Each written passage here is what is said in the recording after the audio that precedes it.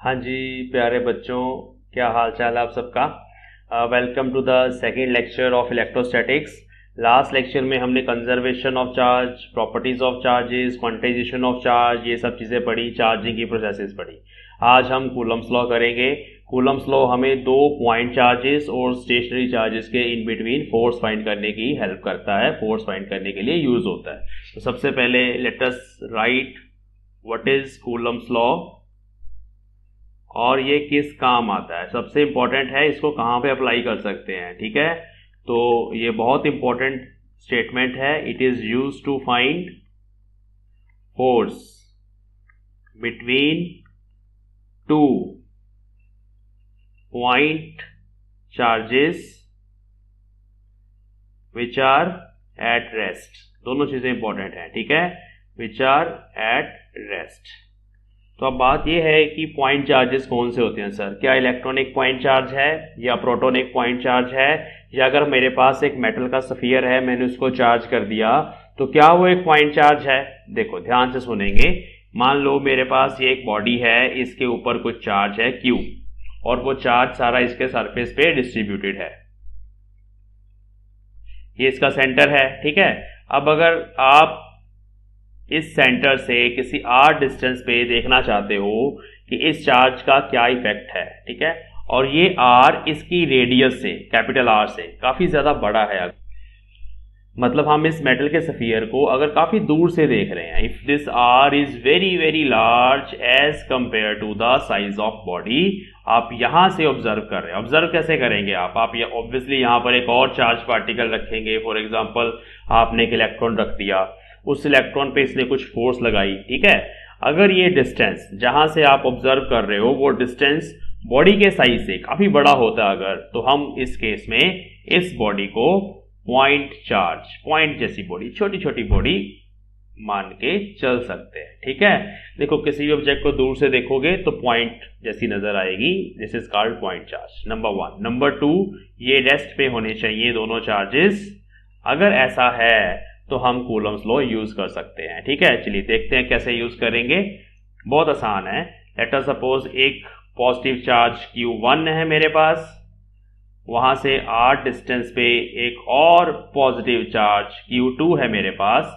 दोनों same charges हैं तो दोनों एक दूसरे को रिपेल करेंगे। रिपेल करने का मतलब है कि ये वाला पॉजिटिव चार्ज इस पॉजिटिव चार्ज को इधर की तरफ फोर्स लगाएगा, अपने से दूर भेजेगा, उसको धकेलेगा, ठीक है। तो रिपेल करेगा। इस फोर्स को हम F21 बोल देते हैं। और ये वाला जो चार्ज है Q2, ये Q1 को इस तरफ धकेलेगा, इसको F12 बोल देते हैं। अब आपको पता है ना, फोर्स एक वेक्टर क्वांटिटी है, फोर्स की डायरेक्शन होती है। तो जो फर्स्ट चार्ज पे फोर्स लग रही है वो लेफ्ट हैंड साइड की तरफ लग रही है, और जो सेकेंड चार्ज है उस पे उससे opposite means right hand side की तरफ फोर्स लग रही है। मींस इन दोनों फोर्सेस की डायरेक्शन ऑपोजिट होती है, ठीक है। बट अगर हम मैग्नीट्यूड की बात करें, मैग्नीट्यूड, तो मैग्नीट्यूड दोनों का इक्वल होता है। मतलब जितनी फोर्स से Q1 उसको धकेलेगा उतनी ही फोर्स से Q2 धकेलेगा। According to Coulomb's law, this force F, अगर ये F ही मान ले हम, this is directly proportional to product of charges. मतलब जितने बड़े चार्ज ले लोगे आप उतनी फोर्स का मैग्नीट्यूड बढ़ जाएगा। Q1 Q2 को यहाँ पे मल्टीप्लाई कर दिया, मान लो दोनों चार्जेस 1 कूलम के हैं तो आंसर 1 आएगा। यहाँ पे एक 1 है दूसरा 2 है, मल्टीप्लाई करोगे उतनी फोर्स बढ़ जाएगी। तो it is directly proportional to product of both the charges and this force is inversely proportional to square of distance. r का स्क्वायर जो है, square of distance between them. This is the statement of Coulomb's law, ठीक है। अब यहाँ पे जो constant of proportionality है उसको हम स्मॉल k से डिनोट करते हैं। तो इसको हम लिख सकते हैं कि this force is equal to K Q1 Q2 by R square. What is K? K is a constant which is experimentally determined by the Coulomb. So here K is constant of proportionality. ठीक है जी। Its value depends on system of units, ठीक है। जो भी system of unit आप use करोगे उस हिसाब से K की वैल्यू आएगी। system of units. जैसे for example, if you are working in SI system of units, so for SI system, this K comes out to be 9 into 10 to the power 9. अब इसके units क्या होते हैं K के? देखिए K के units हम यहां से निकाल सकते हैं. F is equal to K Q1 Q2 by R square. तो K को लिखा जा सकता है F R square divided by Q1 Q2. तो देखिए F is newton, R square charge का ऐसे यूनिट होता है कूलम, और ये देखिए डिनोमिनेटर में है ना, तो कूलम की पावर -2. तो दिस इज ऐसे unit of K. And in CGS system this K comes out to be 1. अगर हम इस लॉ को एक्सपेरिमेंटली स्टडी करें इन CGS सिस्टम तो K 1 आता है वैक्यूम के अंदर. तो N की जगह यहाँ पे बच्चे डाइन आ जाएगा. न्यूटन का ऐसा CGS यूनिट डाइन होता है. मीटर की जगह सेंटीमीटर स्क्वायर आएगा. कूलम की जगह ESU इलेक्ट्रोस्टैटिक यूनिट, इसको भी हम डिफाइन करेंगे. ठीक है, तो ये K की वैल्यूज पहले याद रखनी है. अब हम K को ना एक और तरीके से भी लिख सकते हैं. K can be written as 1/4 pi epsilon nought. देखो 4 पाई ये दोनों नंबर्स हैं. एप्सिलॉन नॉट एक ऐसा पैरामीटर है जो मीडियम की नॉलेज देता हमें. जैसे वैक्यूम है तो वैक्यूम में परमिटिविटी बोला जाता है एप्सिलॉन नॉट को. और ये परमिटिविटी होती क्या है? परमिटिविटी बेसिकली होता है कि किसी मीडियम के अंदर वो जो इलेक्ट्रिक फील्ड सेटअप हो रही है वो कितनी परमिट हो जाएगी, कितनी ज्यादा सेटअप हो पाएगी. ठीक है, तो this epsilon not is basically for vacuum, free space के लिए. तो मैं लिख रहा हूं यहां पे epsilon not is called permittivity of free space. ठीक है, फ्री स्पेस की परमिटिविटी भी बोल देते हैं इसको, और एब्सोल्यूट परमिटिविटी शॉर्ट फॉर्म में ऐसे बोल देते हैं. ठीक है जी. अब इसकी भी वैल्यू होती है जो आप याद कर सकते हो. एप्सिलॉन नॉट की वैल्यू होती है 8.854 इंटू 10 टू द पावर -12. अच्छा, इसके यूनिट्स क्या होंगे? ये क्वेश्चन 1 मार्क में आ जाता है. 1 mark, what are the units of epsilon nought. तो उसके यूनिट्स बच्चे यहां से निकल आएंगे. ऐसे यूनिट्स हम यहाँ पे जस्ट क्या करेंगे, देखो दोनों एक दूसरे के इनवर्सली प्रोपोर्शनल है ना यहाँ पे, तो K के जो भी हैं उनका इनवर्स कर देंगे. न्यूटन इनवर्स, मीटर की पावर -2, कूलम स्क्वायर. तो दीज आर ऐसे यूनिट्स ऑफ एप्सिलॉन नॉट. ठीक है, परमिटिविटी, एब्सोल्यूट परमिटिविटी. ओके, तो अब ये सब कुछ कंबाइन करके हम फोर्स का फॉर्मूला ऐसे लिख सकते हैं 1/4 पाई एप्सिलॉन नॉट, दोनों चार्जेस का product divide by R square. तो this is actually coulomb force या electrostatic force between two charges in vacuum. ठीक है, ये वैक्यूम के लिए है. ओके सर, वैक्यूम के लिए है. अगर मीडियम चेंज कर दे तो क्या होगा बच्चे? अगर हम मीडियम चेंज करेंगे तो ये फोर्स डिक्रीज हो जाती है. देखिए यहाँ पे एक समझने वाली चीज ये है कि ये जो एप्सिलॉन नॉट होता है, epsilon not is minimum value. ठीक है, ये मिनिमम वैल्यू है. अब ये छोटी से छोटी वैल्यू वैक्यूम के लिए होती है. अगर कोई और मटेरियल ले लो, वाटर ले लो आप, उसमें एटम्स होंगे, मॉलिक्यूल्स होंगे. कोई एयर ले लो, कोई गैस ले लो, ग्लास ले लो, कोई भी मीडियम, तो उसमें एटम्स और मॉलिक्यूल्स होंगे. एटम मॉलिक्यूल्स के अंदर भी इलेक्ट्रॉन्स होते हैं, तो वो इन्फ्लुएंस हो जाते हैं इलेक्ट्रिक फोर्स की वजह से.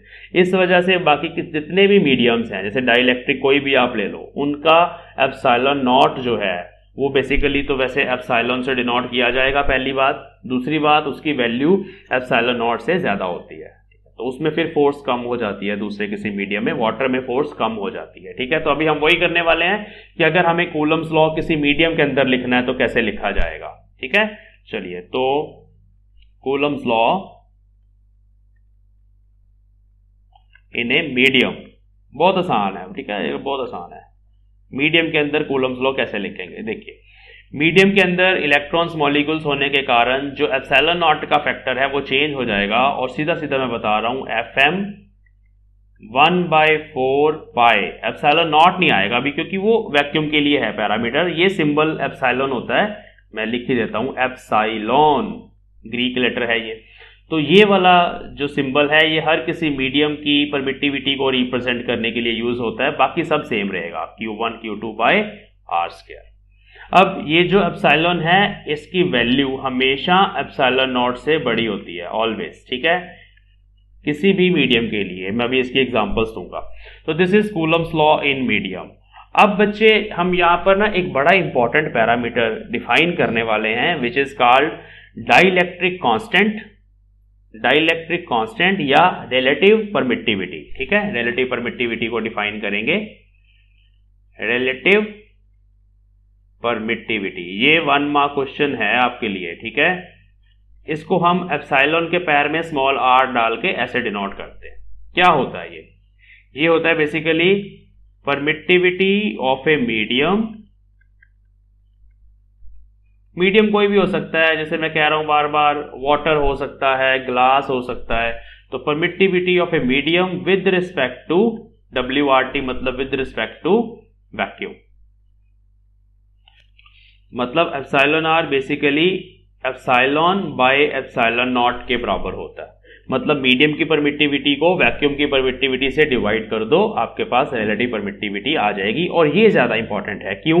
क्योंकि इसकी जो वैल्यूज है ना, उनको याद करना आसान है, इसलिए हमने रिलेटिव परमिटिविटी को डिफाइन किया। अभी आपको देखना, मैं एग्जांपल्स दूंगा। This is called relative permittivity of a medium with respect to vacuum. Okay, अब ये एक और तरीके से डिफाइन किया जाता है। वो कैसे डिफाइन किया जाता है, देखिए ध्यान से। अगर मैं यहां पे वैक्यूम के अंदर फोर्स लिखूं Fv, तो वो है 1/4 pi epsilon nought Q1 Q2 by R square. ठीक है, वैक्यूम के अंदर।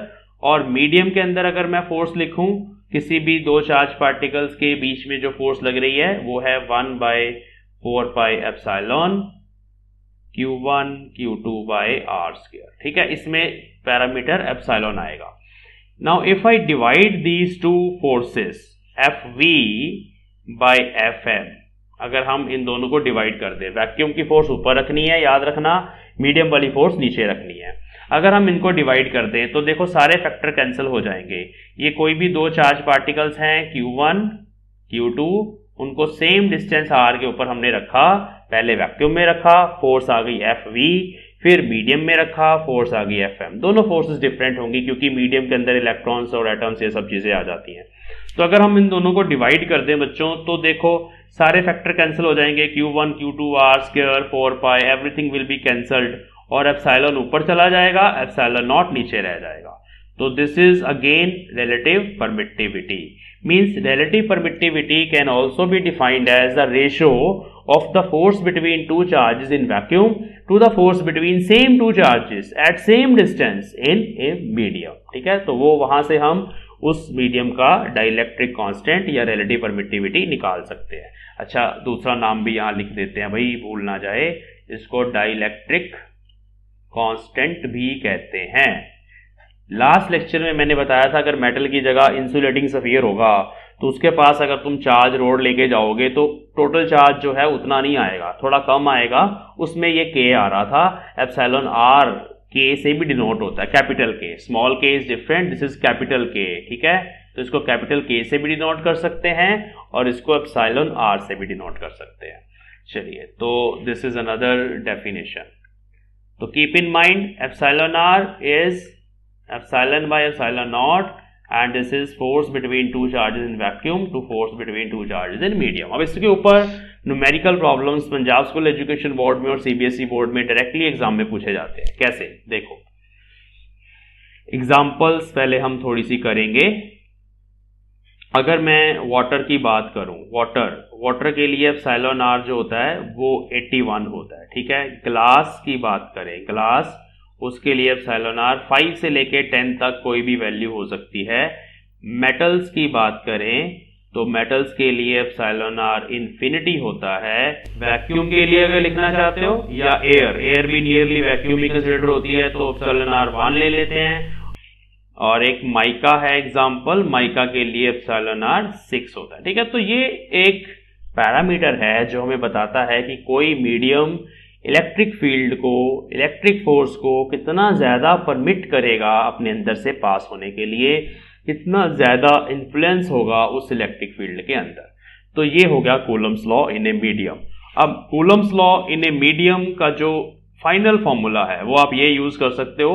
मीडियम के अंदर फोर्स लिखनी है तो अभी मैंने जैसे आपको बताया 1/4 pi epsilon Q1 Q2 by R square है, और यहां हम एप्सिलॉन को देखना भी ये पुट कर सकते हैं, epsilon nought into epsilon R Q1 Q2 by R square. ठीक है, तो this is the force between two charges in a medium. अब देखिए सिंपल सा एक क्वेश्चन आप देखिए कैसे बनता है। यहाँ पे एक एग्जांपल करते हैं। The force between two charges in medium is 100 Newton. Epsilon r of medium is 5. Find the force between them if placed in vacuum. ठीक है, ये क्वेश्चन आ गया, सिंपल क्वेश्चन। तो आपको फॉर्मूला याद रखना है, F B by F M is equal to dielectric constant. तो वैक्यूम के अंदर dielectric constant multiplied by force in medium. Dielectric constant is 5, medium के अंदर 100 न्यूटन फोर्स चल रही है, यहां आ जाएगी 500 न्यूटन। ठीक है, समझ आ गई मेरी बात। अब ये बात एक और नोट यहाँ पे ध्यान से याद रख लेना आप कि मीडियम के अंदर जो फोर्स होती है वो F V by epsilon R आती है। ठीक है, मतलब एक दो चार्जेस हैं, उनको वैक्यूम में रखा, कुछ फोर्स लग रही है, मीडियम के अंदर ले गए, फोर्स उतने टाइम रिड्यूस हो जाएगी, 1 बाय एप्सिलॉन आर से मल्टीप्लाई हो रही है। ठीक है, जैसे एग्जांपल के तौर पे मान लो वाटर के अंदर हम ले गए दो चार्जेस को, वैक्यूम में फोर्स लग रही थी फॉर एग्जांपल 8100 न्यूटन। ठीक है, ये वैक्यूम में लग रही थी और वाटर का डाइलेक्ट्रिक कांस्टेंट 81 है। अगर हम दोनों को डिवाइड कर देंगे 8100 डिवाइड बाई 81 100 न्यूटन, तो ये फोर्स 81 टाइम्स रिड्यूस कर गई।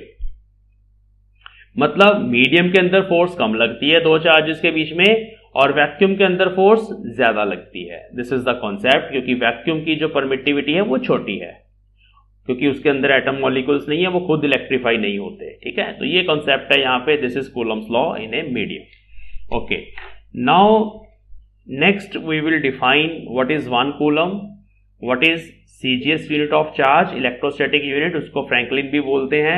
इसकी भी डेफिनेशन अभी हम करेंगे for 1 mark questions. Okay students, तो अभी हम डिफाइन कर लेते हैं what is 1 coulomb, what is 1 ESU। ठीक है, SI यूनिट और CGS यूनिट। तो फटाफट जल्दी से देख लो कि 1 कूलम्ब चार्ज कितना होता है। ठीक है, this is SI unit of electric charge कितना होता है। ठीक है, लेट अस सी। देखो मान लो आपके पास दो पॉजिटिव चार्ज पार्टिकल्स हैं, Q1 Q2, दोनों एक दूसरे के बराबर हैं। ठीक है, ओके, इनमें डिस्टेंस R है 1 मीटर और वो वैक्यूम में पड़े हुए हैं। वैक्यूम मतलब फ्री स्पेस के अंदर दोनों चार्ज पार्टिकल्स हैं। अब ये दोनों चार्जेस एक दूसरे के ऊपर फोर्स कितनी लगाएंगे, दिस इज F। तो by the formula F is equal to K Q1 Q2 by R square. अगर मैं यहाँ पे Q1 को Q2 के बराबर और 1 कूलम पुट कर दूं यहाँ पे, ठीक है, और डिस्टेंस हम R ले लेते हैं 1 मीटर, मतलब दोनों चार्जेस में सेपरेशन 1 मीटर है। चार्ज अगर 1 कूलम मान ले तो कितनी फोर्स आएगी, फोर्स आएगी K के बराबर, और K कितना है 9 इंटू 10 टू द पावर 9। तो इसको न्यूटन में लिखेंगे अभी, क्योंकि फोर्स लिख रहे हो आप। मतलब अगर दो चार्ज पार्टिकल्स जो 1 मीटर डिस्टेंस पे पड़े हुए हैं, कहां पे पड़े हुए हैं, वैक्यूम के अंदर पड़े हुए हैं। ठीक है, और उनमें इतनी फोर्स लग रही है 9 into 10 to the power 9 newton force लग रही है, then those charge particles have charge of 1 coulomb. ठीक है, तो चलिए डिफाइन कर लेते हैं इसको। 1 coulomb is that amount of charge which repels or attracts an equal charge by 9 into 10 to the power 9 Newton when placed at 1 meter apart in vacuum। ये सब कुछ इंपॉर्टेंट है, एक एक टर्म यहां पे इंपॉर्टेंट है। सेपरेशन 1 मीटर, वैक्यूम होना चाहिए, दोनों चार्जेस इक्वल होने चाहिए, और फोर्स जो लगेगी 9 into 10 to the power 9 newton force लगेगी। This is 1 coulomb charge. ठीक है, नेक्स्ट है हमारे पास 1 फ्रैंकलिन। फ्रैंकलिन को ESU भी बोला जाता है, one electrostatic unit, electrostatic unit, इसको ESU बोल दिया जाता है। ठीक है, तो this is what, this is CGS unit of charge. ठीक है, चलिए CGS सिस्टम में देखिए ये फॉर्मूला होता है, K1 होता है ना, तो simply Q1 Q2 bye are square. ठीक है, अब मान लो Q1 Q2 के बराबर है और ये है 1 ESU। ठीक है बच्चे, तो उस केस में R हम ले लेते हैं 1 सेंटीमीटर। ये डायग्राम बना के आपने रिप्रेजेंट कर देना है एग्जाम में कि R इज 1 सेंटीमीटर अगर, और फोर्स है दोनों के इन बिटवीन F, और दोनों चार्जेस एक दूसरे के बराबर हैं, 1 ESU दोनों चार्जेस हैं। ठीक है, तो उस केस में फोर्स कितनी आएगी, फोर्स आएगी 1 डाइन फोर्स आएगी। और सबसे इंपॉर्टेंट चीज कि ये दोनों चार्जेस कहां पड़े हुए हैं, वैक्यूम के अंदर। ठीक है, ये सबसे इंपॉर्टेंट चीज है। तो this is 1 ESU charge, means अगर आपके पास 1 ESU चार्ज है और उसके पास एक इक्वल चार्ज पड़ा हुआ है 1 सेंटीमीटर पे, 1 सेंटीमीटर डिस्टेंस इन वैक्यूम, तो उन दोनों के बीच में अगर फोर्स लग रही है 1 डाइन, ठीक है, तो वो चार्ज 1 ESU होगा। तो 1 ESU charge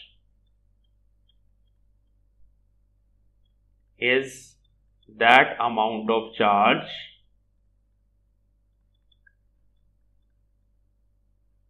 which exerts a force of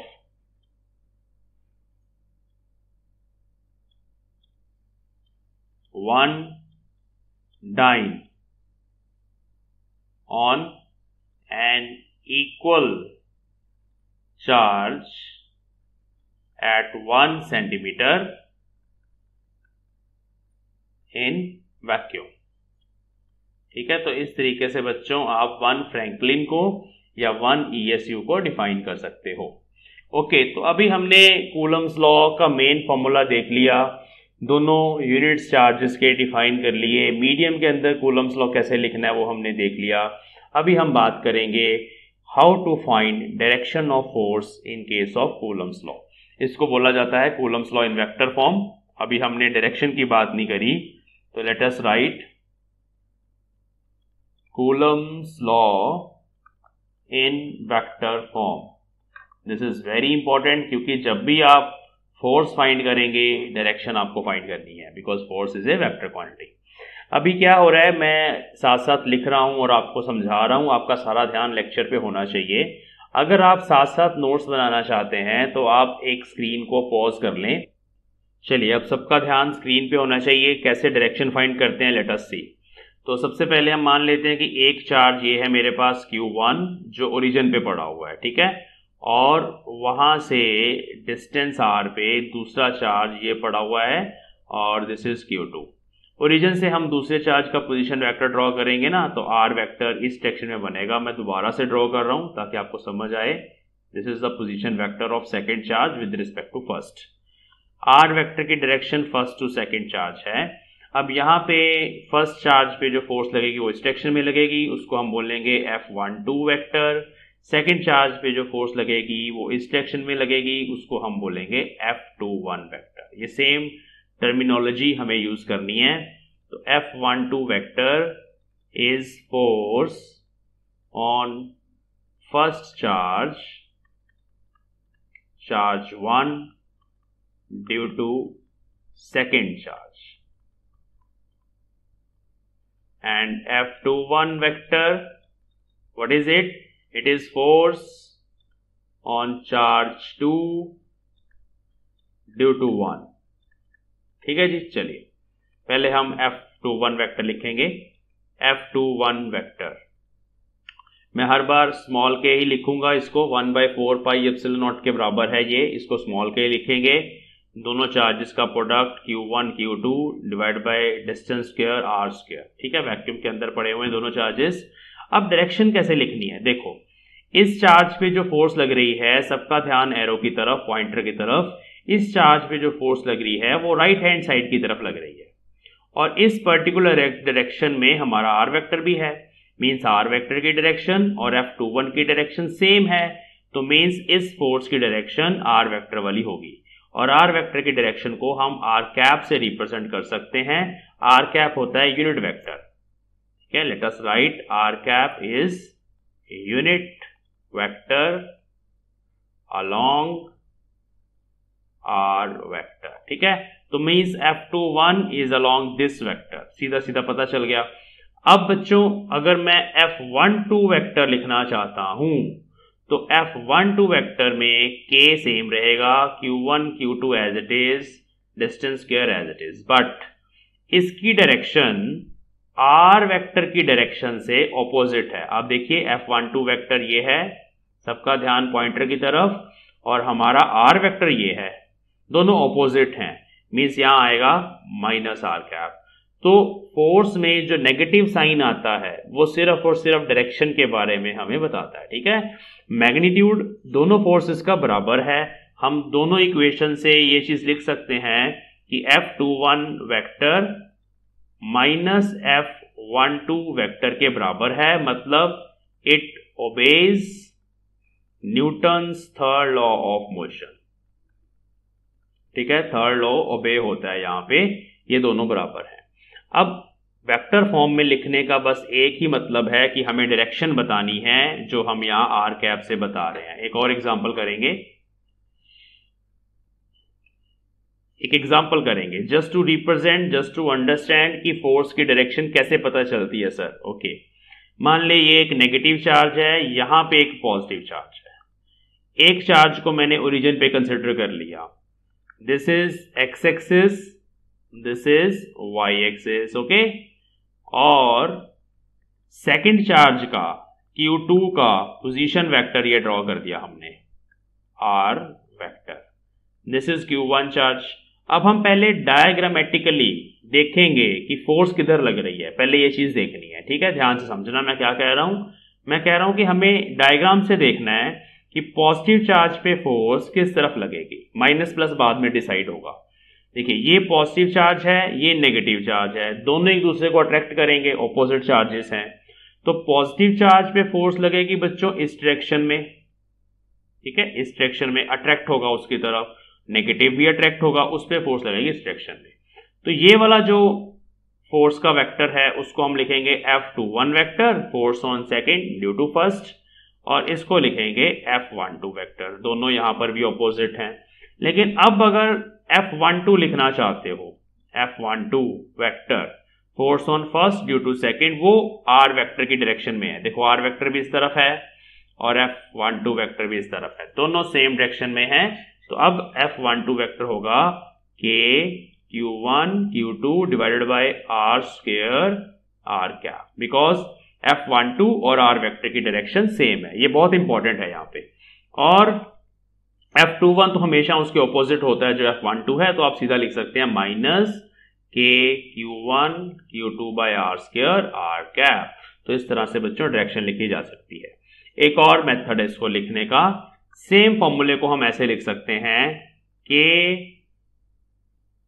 Q1 Q2 divide by R square R vector divide by R, ठीक है, ऐसे भी लिखा जा सकता है R vector divide by R। क्यों? क्योंकि ये जो R कैप होता है ना, R cap, this is actually vector divide bye its magnitude, this is magnitude of vector, ये आपने +1 में करा हुआ है सारा कुछ, this is whole vector.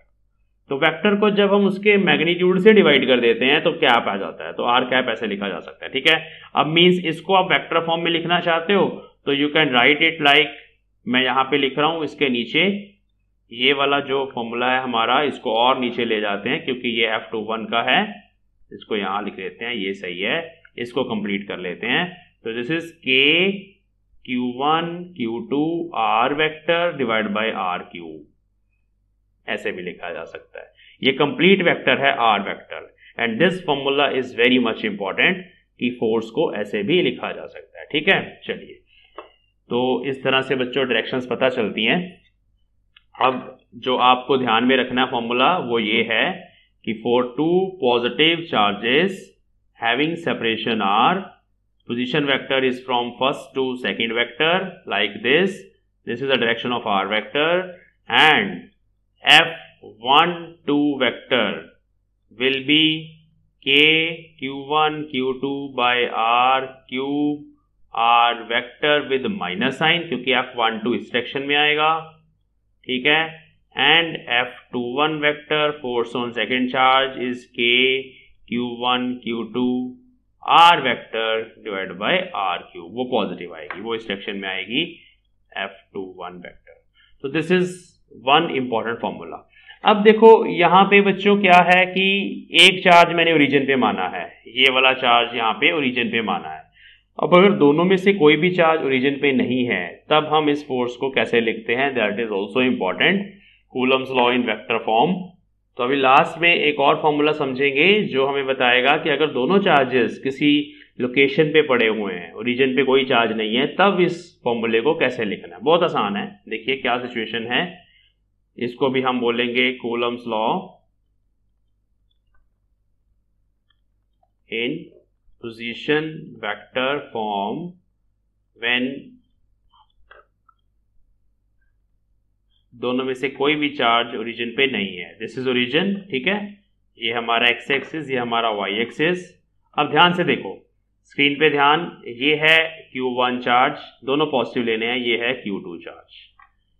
Q1 और Q2 के पोजीशन वेक्टर्स ये हैं, ये है R2 वेक्टर, दूसरे चार्ज का पोजीशन वेक्टर, और बच्चों ये है R1 वेक्टर। दोबारा ड्रॉ करते हैं, दिस इज R1 वेक्टर, ठीक है, ओके। इन दोनों के बीच में ये वाला जो डिस्टेंस है उसको हम R वेक्टर ही मानेंगे, ठीक है, बट R वेक्टर किधर मानना आपको, from first to second charge, जैसे मैंने अभी बताया था। तो R वेक्टर की ये डायरेक्शन लेनी है from first to second charge, ठीक है, ओके। अब Q2 पे फोर्स इस तरफ लगेगी, मतलब R वेक्टर के अलॉन्ग, जिसको हम बोल रहे थे F21 वेक्टर, रिपेल करेंगे दोनों ना क्योंकि पॉजिटिव हैं, और Q1 पे फोर्स इस तरफ लगेगी, इसको बोलेंगे F12 वेक्टर। ये बड़ी समझने वाली चीजें हैं। देखो फिजिक्स अगर आपको समझ आ जाए ना तो एग्जाम्स में लिखना बहुत आसान होता है, क्योंकि ये सारे सिंबल्स का ना अपना मीनिंग है। इसलिए मेरी कोशिश यही रहेगी कि मैं आपको कुछ फिजिक्स सिखा पाऊँ, समझा पाऊँ। आपके पास बहुत सारा मटेरियल है, बहुत सारे नोट्स हैं, बुक्स हैं, आप याद करके पेपर में लिख के आ सकते हो, वो भी करेंगे। बट अब अगर आप ये लेक्चर सुन रहे हो तो अपना जो एम रखना है हम लोगों ने, वो ये रखना है कि हम सीखें कि कैसे हम इन चीज़ों को ड्रॉ करते हैं, कैसे हम ये चीज़ें कंसिडर करते हैं, इनका फिजिकल मीनिंग क्या है। तो अब F12 फोर्स इस तरफ है, ठीक है। अब आप देखिए, तो अभी हमने लिखा था F21 वेक्टर मीन्स ये वाली फोर्स जो है, this is K Q1 Q2 divide by R cube, और यहाँ फिर R वेक्टर होता है, R कैप नहीं होता, ठीक है। R कैप लगाओगे अगर सिर्फ डायरेक्शन तो नीचे R स्क्वायर आएगा, okay. This is the force which is along R vector F21 vector, ठीक है। अब ये R वेक्टर क्या है, यहाँ पे ध्यान से समझना है।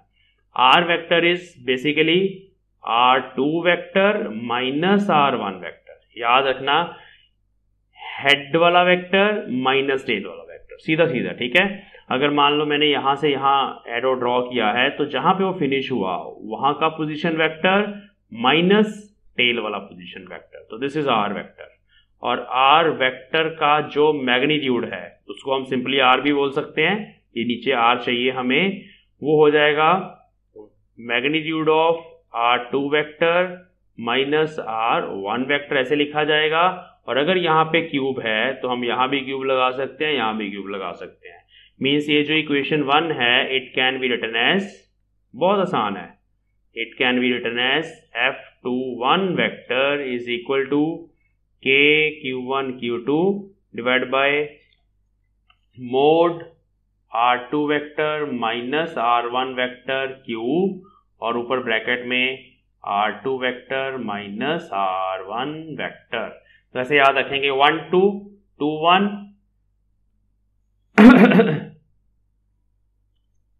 देखिए ऐसे याद रखेंगे, यहाँ 2 1 है ना, तो यहाँ R2 माइनस R1, दोनों चार्जेस पॉजिटिव लेने आपको, और F21 वेक्टर R वेक्टर के अलॉन्ग आएगा। Similarly F12 vector is simply minus of this, तो वो कैसे हो जाएगा, ये सारा फैक्टर ऐसे ही रहेगा, ठीक है, इसमें कोई चेंजेस नहीं आएंगे, क्योंकि नीचे तो वैसे ही मॉड है, मैग्नीट्यूड ले लिया हमने, और ऊपर आ जाएगा r1 vector minus r2 vector. तो आप याद रखेंगे 1 2 1 माइनस 2 2 1 2 माइनस 1। लेकिन यहाँ पे ध्यान रखना है, अगर न्यूमेरिकल प्रॉब्लम्स आ जाए आपको इस पर्टिकुलर फॉर्मूले के ऊपर, लेकिन यहाँ पे ध्यान रखना है न्यूमेरिकल प्रॉब्लम्स के अंदर यहाँ पे जब Q1 Q2 को सब्स्टिट्यूट करना है तो प्रॉपर साइन के साथ करना है। मतलब अगर दोनों चार्जेस पॉजिटिव हैं तो दोनों को पॉजिटिव पुट करना है, नेगेटिव हैं तो दोनों को नेगेटिव पुट करना है, एक पॉजिटिव एक नेगेटिव तो एक को पॉजिटिव नेगेटिव साइन के साथ पुट करना है, फिर आपके पास एग्जैक्ट आंसर आएगा। तो यहाँ पे नोट क्या है, नोट ए है put Q1 Q2 with proper science, with proper science. ठीक है, तो ये ना डेरिवेशन भी है Coulomb's law in vector form. इस तरह की सिचुएशन ड्राइव करने के लिए पंजाब स्कूल एजुकेशन बोर्ड में आ जाती है और ये वाला फॉर्मूला न्यूमेरिकल प्रॉब्लम्स में हमारी हेल्प करता है। ओके, तो at last we have limitations of Coulomb's law, कहाँ कहाँ अप्लाई कर सकते हैं, कहाँ कहाँ नहीं अप्लाई कर सकते, और ये डायरेक्ट भी पूछ लिए जाते हैं एग्जाम्स में। लिमिटेशंस क्या हैं, लिमिटेशंस ऑफ कूलम्स लॉ। ठीक है, ये लास्ट आज का टॉपिक है। नेक्स्ट क्लास में हम न्यूमेरिकल प्रॉब्लम्स और कुछ कंसेप्चुअल क्वेश्चंस करेंगे जो भी हमने फर्स्ट 2 लेक्चर्स में पढ़ा है। ठीक है, हम न्यूमेरिकल प्रॉब्लम्स में नेट फोर्स फाइंड करना सीखेंगे 2 चार्जेस के बीच में, और क्या क्या चीजें कर सकते हैं we will see in the next lecture. अभी लिमिटेशंस में देख लो। फर्स्ट लिमिटेशन ये है कि it is valid only for static charges, rest पे होने चाहिए, static charges and point charges. सबसे इंपॉर्टेंट, अगर बॉडी काफी बड़ी है, मींस अगर ये हमारी बॉडी है जिसपे चार्ज है और आप इससे ज्यादा दूर नहीं हो, आप इसके पास ही हो, मींस यहाँ पे एक और चार्ज रख दिया मैंने, वो पॉइंट चार्ज है। This is Q1, this is Q2, and if you want to calculate the force between these 2 charges, हम डिस्टेंस हमेशा सेंटर से सेंटर तक लेते हैं। अगर आप इन दोनों में फोर्स फाइंड करना चाहते हो तो कूलम्स लॉ से नहीं आ पाएगी। आर अगर यहाँ पे डिस्टेंस है, Q1 Q2 चार्जेस है, आंसर विल बी रॉन्ग। ठीक है, तो it is not valid for, it is not applicable for extended objects, मतलब बड़े बड़े जो ऑब्जेक्ट्स होते हैं। ठीक है, तो ये ध्यान में रखना आपको। क्यों नहीं है वैलिड इस बड़ी बॉडी के लिए? देखो, जैसे ही आप इस स्फीयर के पास इस छोटे चार्ज को रखोगे ना, यहाँ पे इंडक्शन हो जाती है। इंडक्शन मैंने आपको बताई अभी थोड़ी देर पहले लास्ट लेक्चर में कि एक रोड है, अगर मैं स्फीयर के पास लेके जाता हूँ तो स्फीयर के चार्जेस रीडिस्ट्रीब्यूट हो जाते हैं। यहाँ पर जैसे ही आप पॉजिटिव चार्ज रखोगे ना, ये वाले पॉजिटिव चार्ज में फोर्स लगती है, रिपेल होते हैं, वो इधर इकट्ठे हो जाते हैं यहाँ पे, और इधर से कम हो जाते हैं। थोड़ा समझने वाला कॉन्सेप्ट है, एक बार जस्ट समझ लो, लिखना नहीं है, ना ही एग्जाम में पूछेंगे आपसे। इधर से कम हो जाते हैं चार्जेस, तो जो डिस्टेंस हम लेते हैं आर, वो उतना नहीं रहता, फिर वो थोड़ा बड़ा होगा इस केस में। ठीक है, r effective will be different, r effective different होगा, इसलिए हम डायरेक्टली नहीं लिख सकते कि F इज इक्वल टू के Q1 Q2 by R square, इसलिए यहाँ पे वैलिड नहीं है। तो चलिए बस बहुत है, आज का लेक्चर हम यहीं पे फिनिश करते हैं। हमारे 2 लेक्चर्स हो गए हैं।